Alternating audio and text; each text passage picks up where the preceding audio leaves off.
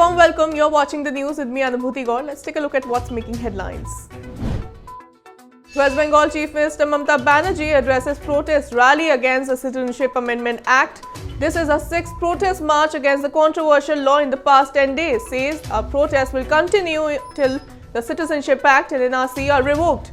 Mamata Banerjee has challenged Home Minister Amit Shah that she won't let NRC and CAA be implemented in West Bengal.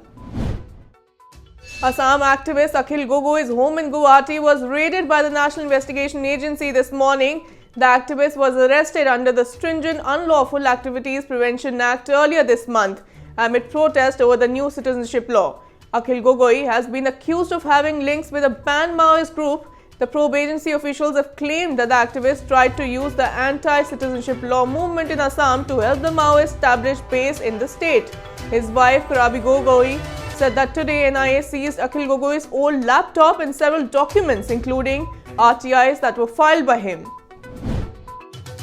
Jamia University slams Delhi police over December 15th violence. The Jamia administration said that no permission was given to the Delhi police to enter the campus or the library and described Delhi police's action as unprovoked targeting of innocent students.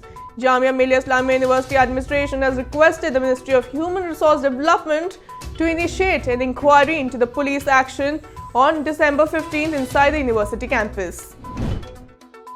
RSS Chief Mohan Bhagwat says India's salvation will not happen through politics and political leaders but through good society and Hindutva. Mohan Bhagwat also said that Sangh regards the 130 crore population of India as Hindu society irrespective of their religion and culture. Mohan Bhagwat was a chief guest at the Vijay Sankalp Sabha at Sharur Nagar Stadium in Hyderabad on Wednesday. About 20,000 workers attended the meeting.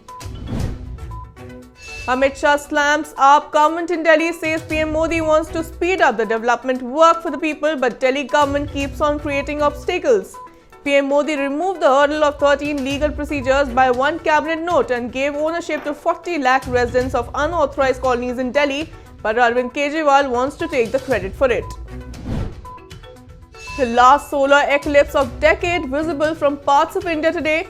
In India, people from Karnataka, Kerala and Tamil Nadu were able to see the annular solar eclipse, while the rest of the country could see a partial solar eclipse. The annular solar eclipse, the last one for the decade, began around 8 a.m. this morning and lasted till about 11:15 a.m. Often referred to as the Ring of Fire, the solar eclipse or the Surya Grahan was initially visible as a partial eclipse and was viewed first from Riyadh in Saudi Arabia. Besides India, the eclipse was visible in Qatar, United Arab Emirates, Oman, Sri Lanka, Malaysia, Indonesia, Singapore, Northern Mariana Islands and Guam. Prime Minister Narendra Modi today responded to a Twitter user who predicted that a picture of PM is on its way to becoming a meme. Sharing a photograph that shows PM Modi trying to see the solar eclipse today with special glasses, a Twitter user tweeted, "This is becoming a meme." PM Modi responded to it saying, "Most welcome, enjoy," finishing his tweet with a smiley. A cold wave has gripped northern parts of India, with Delhi recording a minimum temperature of 5.8 degrees Celsius, settling 2 notches below the normal. Over 25 trains were running late by 2 to 6.5 hours due to shallow fog in various parts. The air quality was in very poor category on Thursday morning in Delhi. Due to intense cold wave, many schools in Uttar Pradesh will remain closed in the coming days. In Ghaziabad, all government and private schools up to class 12 have been closed for the next 2 days due to the severe cold wave in the region. US President Donald Trump says that he and Chinese President Xi Jinping will have a signing ceremony to sign the first phase of the US-China trade deal agreed to this month. Beijing has not yet confirmed the specific components of the deal that were released by the US officials. A spokesperson for China's Commerce Ministry said last week the details would be made public after the official signing.